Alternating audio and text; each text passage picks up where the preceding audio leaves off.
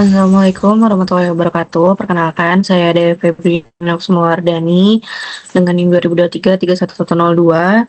Di sini saya akan menjelaskan mengenai KNN dan juga knife base. Nah, yang pertama KNN atau Key Nearest Neighbor atau K tetangga terdekat. Eh, itu merupakan model untuk mengklasifikasikan data baru berdasarkan jarak. Jadi ketika sudah menemukan ke tetangga terdekatnya, itu model akan melihat kelas yang paling sering muncul di antara tetangga itu. Nah, eh, kelas yang paling sering muncul itulah yang akan menjadi hasil prediksi dari data baru. Misal, kita punya data buah. Nah, untuk data buah yang paling sering muncul itu adalah buah mangga. Jadi ketika ada data buah baru, nah data buah yang baru ini akan diklasifikasikan sebagai buah mangga gitu. Nah, untuk knife base itu menggunakan probabilitas atau peluang. Nah, dikatakan knife base atau naif itu karena diasumsikan setiap fiturnya itu berdiri sendiri atau independen. Nah, jadi contohnya kalau misalnya kita mau memprediksi apakah seseorang itu suka anime atau enggak, itu ada fitur-fiturnya kayak apakah orang itu suka nonton Jepang atau nonton anime gitu. Nah, dari fitur-fitur tersebutlah akan ditemukan probabilitas apakah orang ini tuh suka anime atau tidak gitu. Nah, untuk praktikum yang KNN itu menggunakan dataset base cancer dengan library yang pertama itu ada Pandas dan NumPy. Pandas itu digunakan untuk mengelola atau membaca dataset berbentuk tabel. Terus yang NumPy itu supaya bisa dilakukan operasi numerik seperti array atau vektor. Kemudian di sini kita melihat data yang kita masukkan datasetnya. Jadi dia tuh akan menampilkan apa aja sih data-data yang terdapat di dalam dataset tersebut. Kemudian ada mencetak struktur datanya, jadi kayak kolomnya isinya apa aja, terus juga nilainya berapa, terus juga tipenya apa. Nah, di sini didapatkan bahwa tipe float itu ada 30 buah, tipe INT itu ada 1 buah, dan tipe objek itu ada 1 buah.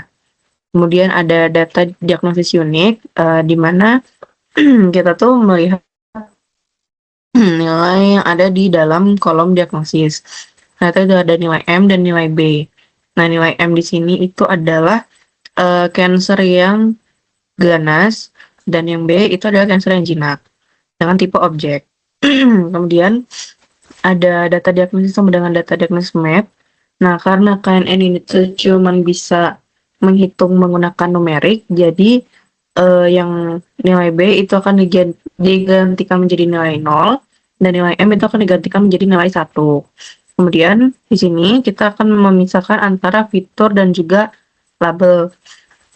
Jadi semua kolom kecuali kolom ID dan juga diagnosis itu akan dimasukkan ke dalam variabel Y. Nah, sedangkan untuk label diagnosis itu akan masuk ke dalam variabel Y gitu. Kemudian ada library trans test split dari sklearn.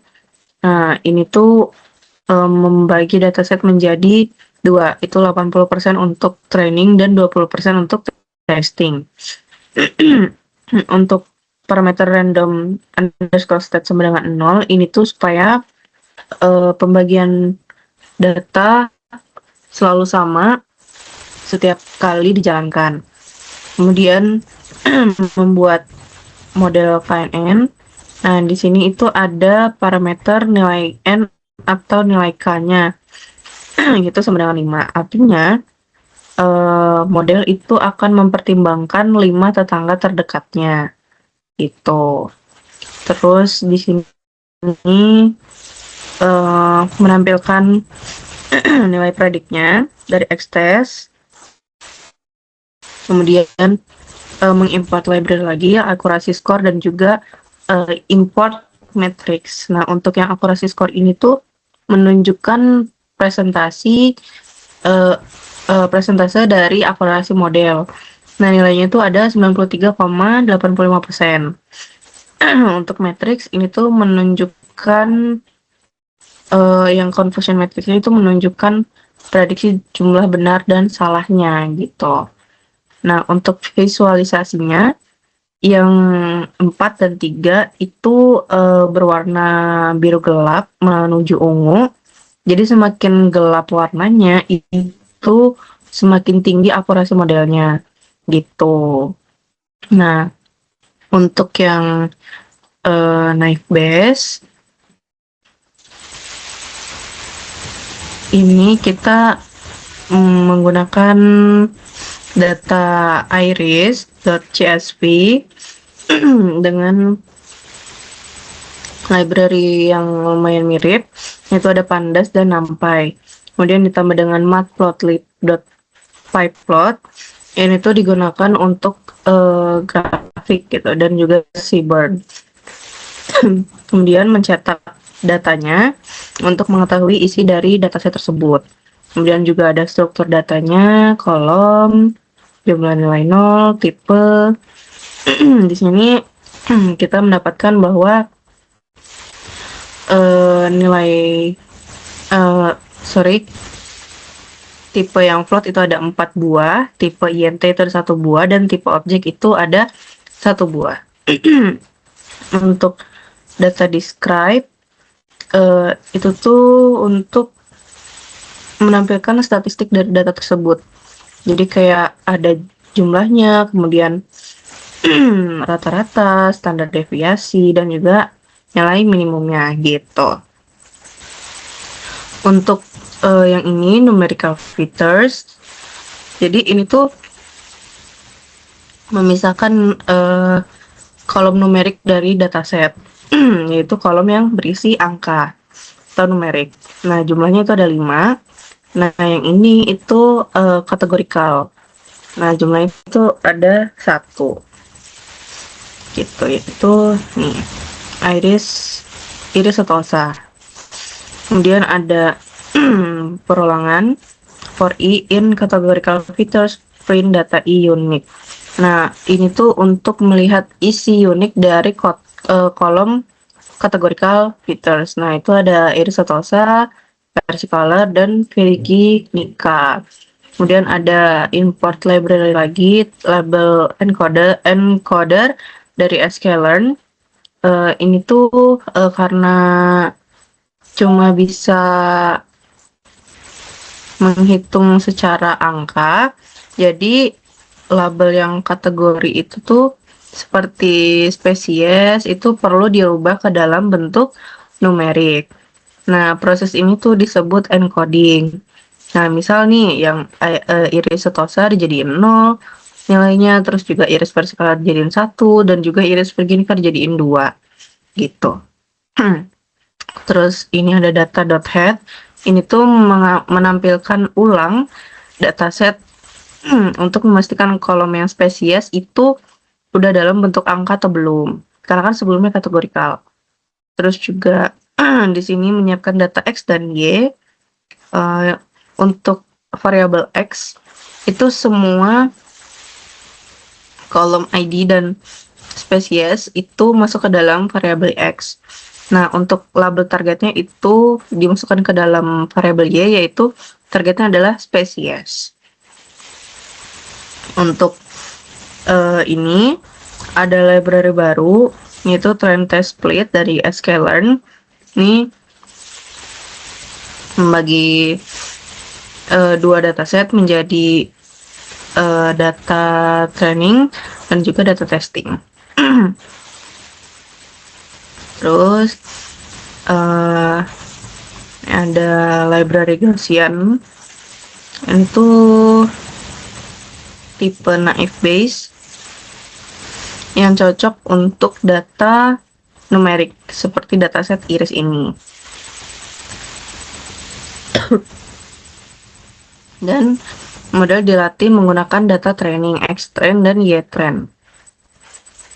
Kemudian ada gap trend dan ini model predik. Kemudian ada print dari prediksi trend ini dan predik test juga.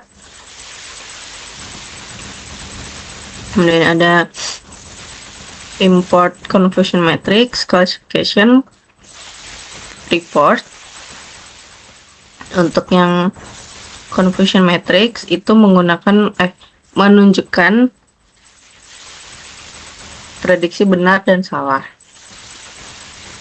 Untuk classification reportnya itu menampilkan kayak presisi, recall, dan F1 mean score ini. Gitu. Nah, kemudian kita akan mencetak evaluasi training dan evaluasi testing. Nah, kalau yang confusion matrix ini tuh yang tadi menunjukkan prediksi benar dan salah, dan ada akurasinya juga. Nah, inilah hasilnya. Kemudian ada ini ya,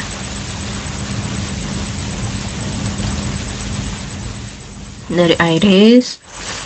Nah, ini yang print evaluasi training ini tuh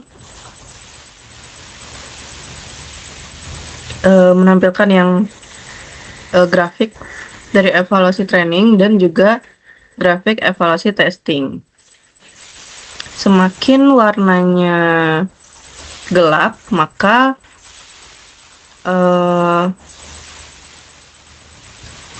hasil prediksi tersebut mendekati akurasi sebenarnya. Gitu. Ini ada 41 dengan 41 dan juga nilai 16. Itu kurang lebih seperti itu yang bisa saya jelaskan. Kurang lebihnya saya mohon maaf. Assalamualaikum warahmatullahi wabarakatuh.